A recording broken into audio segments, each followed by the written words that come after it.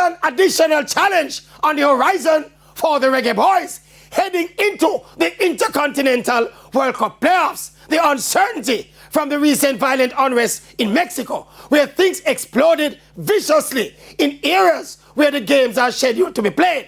Word coming from the JFF is that the regional and world governing bodies are assessing the situation and monitoring the developments. Unfortunate though, especially for the Reggae Boyz, having to grapple with a potential life-threatening situation, all in addition to the already high-pressure scenario of trying to salvage a situation that they should never have found themselves in. Had they taken care of business, they wasted the easy opportunity and no all of them judgment here reach them. Them spread them bed so them have to lay down in it. We don't want to hear no excuses, no matter the bumps or the bruises. Get there!